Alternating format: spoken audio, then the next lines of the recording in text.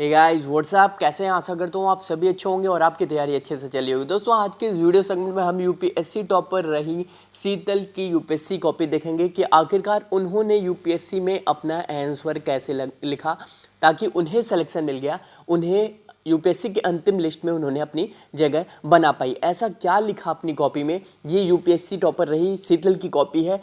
आज हम बारीकी से समझेंगे और इस कॉपी को डिस्कस करने से पहले मैं आपको बता दूं कि भैया यूपीएससी में आंसर राइटिंग की जो भूमिका है वो बहुत इंपॉर्टेंट होती है। आप सभी जानते हैं कि जो मेंस है वो मेंस में पूरा आपको राइटिंग ओरिएंटेड है, पेपर्स होते हैं जो मेंस के सारे 9 पेपर होते हैं। तो भैया आपको यहाँ पे लिखना होगा 1750 नंबर ओवरऑल मेंस कवर करता है, तो भैया 1750 आपको लिखना होता है। तो भैया आज प्लीज़ इस कॉपी को देखने के बाद से आज ये प्रण कर ले कि आज से आंसर राइटिंग करने की प्रक्रिया आप शुरू कर देंगे, आंसर राइटिंग करना शुरू कर देंगे। ठीक है, ज़्यादा समय ना लेकर इनकी कॉपी को डायरेक्ट हम पढ़ते हैं और देखते हैं आखिरकार ये टॉपर आखिरकार इन्होंने ऐसा क्या लिखा ताकि जो एग्जामिनर है इन्हें अच्छे से अच्छे मार्क्स इन्होंने यहाँ पे गेन किए। ठीक है, तो भैया देखिए, आप देख सकते हैं ये शीतल कुमारी यहाँ पे मेंशन है नाम, और इनका मीडियम हिंदी है और जो सेंटर है ये RN इन द सेंस कि ये राजेंद्र नगर दिल्ली में इन्होंने अपना ये जो है ये कॉपी लिखी थी। ठीक है, तो भैया शुरू करते हैं सबसे पहले कि, लेकिन इससे पहले मैं आपको बता दूं प्लीज़ इस कॉपी को देखने के बाद आप प्लीज़ आज से ही लिखना शुरू कर दें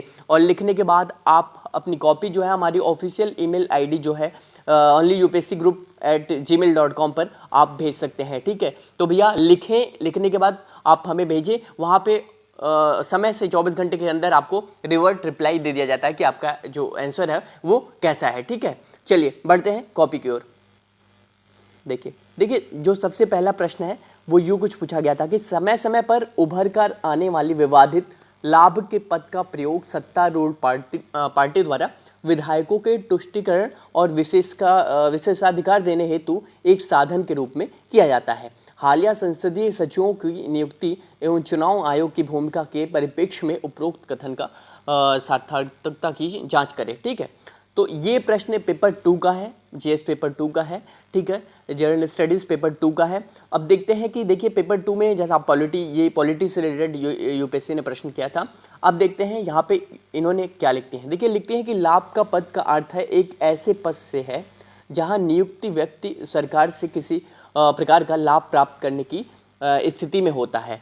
इन द सेंस, हालांकि लाभ का पद संविधान में परिभाषित नहीं है किया गया है, बल्कि इसे परिभाषित करने का अधिकार संसद को दिया गया है। यानी कि जो लाभ का पद है, अभी देखिए आगे आप डिस्कस करते हैं तो आप अच्छे से समझ पाएंगे, जिसने समय समय पर राष्ट्रपति, उपराष्ट्रपति, लोकसभा अध्यक्ष जैसे पदों को विधि द्वारा इससे सुरक्षित किया है। आगे लिखते हैं इस पद का सृजन संसदीय परंपरा को में मुख्यतः विधायकों के तुष्टीकरण के लिए किया गया है ताकि मंत्री पद की सीमा में रहते हुए भी उन्हें मंत्री पद के विशेषाधिकारों से युक्त किया जा सके। ठीक है, आगे लिखते हैं सामान्यतः एक संसदीय सचिवों को, देखिए आप देख सकते हैं, सामान्यतः एक संसदीय सचिवों को भी वे सभी अधिकार प्राप्त होते हैं जो कि एक मंत्री को हैं। ऐसे में दिल्ली सरकार द्वारा 21 संसदीय सचिवों की नियुक्ति व उसके बाद पूर्व प्रभाव से कानून पास कर इसे संरक्षित करने का प्रयास किया गया।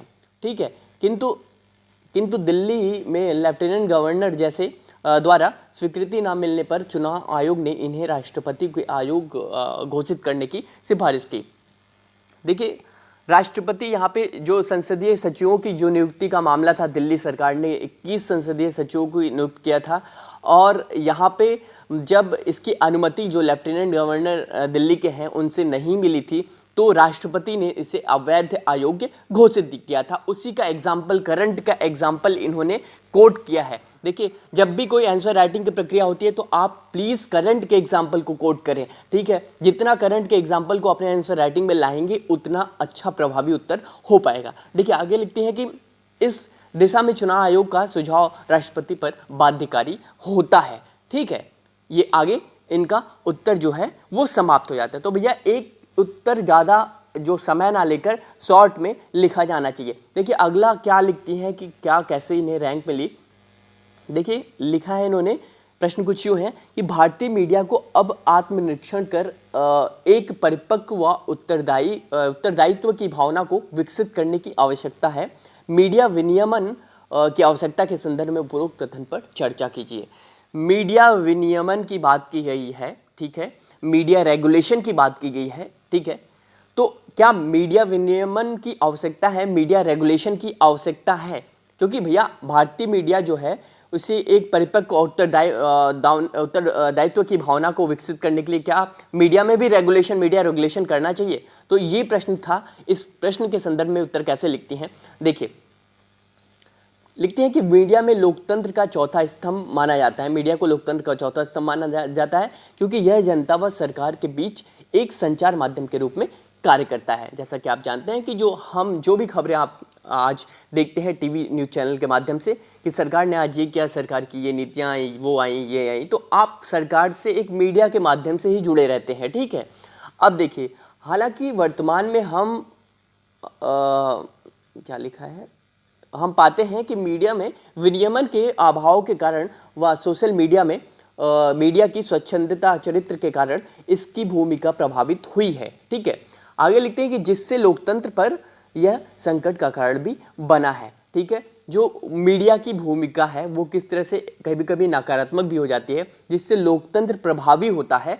वो नकारात्मक भूमिका क्या कारण है जिससे लोकतंत्र संकट में आता है, वो यहाँ पे लिखती हैं। देखिए, आप जैसा कि आप सभी जानते हैं, आप अच्छे से रूबरू हैं कि फेक न्यूज़ का प्रसार करना, मीडिया में भी कई बार फेक न्यूज़ चलाई जाती हैं, पेड न्यूज़ चलाई जाती हैं, मतलब पैसे देकर खबरें चलाई जाती हैं तो किसी के पक्ष में, ठीक है।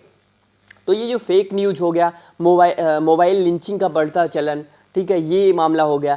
गैर सत्यापन युक्त खबरों का प्रसार कर सनसनी फैलाना, मतलब कोई प्रमाण नहीं है खबर का और फैला दिया जाता है, इसे वायरल कर दिया जाता है। तो ये गैर सत्यापन युक्त खबरों का भी प्रसार पर सनसनी फैलाकर, ये किस तरह से, ये कुछ आयाम है, कुछ टॉपिक्स, कुछ मुद्दे हैं जो यहाँ पे प्रश्न चिन्ह खड़ा करते हैं। आगे लिखते हैं कि भैया मीडिया का मूल उद्देश्य जन जागरूकता से हटकर टीआरपी अर्जित करना हो गया है। यानी कि मीडिया अब अपने चैनल को दिखाने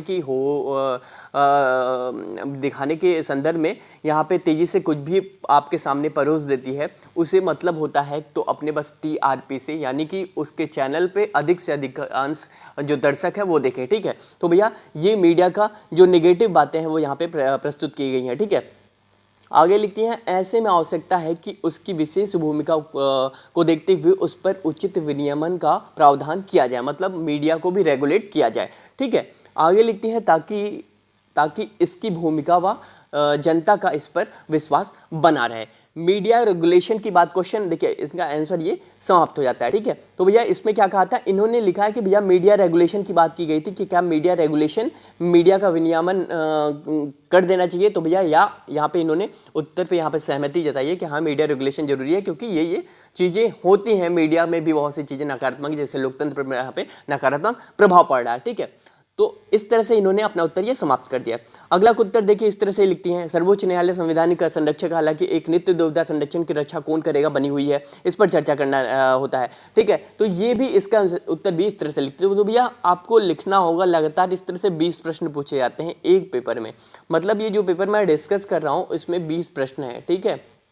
ये आपको 3 घंटे में लिखने होते हैं, तो ये 1-2 दिन में नहीं आता, लगातार सतत प्रयास से आपको लगातार 4 से 5 महीने लिखना होगा, तब जाके एक कंक्रीट आपका जो पॉइंट ऑफ व्यू है वो बनेगा, ठीक है। तो भैया आपको लिखना होगा, देखिए आप देख सकते हैं इस तरह से यहाँ पे ये जो कॉपी है वो इस तरह से लिखी जानी चाहिए, ठीक है। तो आशा करता हूँ आपको इस वीडियो सेगमेंट से कुछ सीखने को मिलेगा। वीडियो सेगमेंट से सीखने को मिला तो प्लीज़ इस वीडियो को अधिक से अधिक शेयर करें, लाइक करें, कमेंट करें कि क्या आपने कुछ सीखा अगर। और हाँ भैया, अगर आपको आंसर लिखना है, कोई भी आंसर लिखना है, तो आप आंसर लिखकर आप हमारी ऑफिशियल ईमेल आईडी जो है onlyupscgroup@gmail.com पर आप भेज सकते हैं, ठीक है। चलिए, तब तक के लिए धन्यवाद।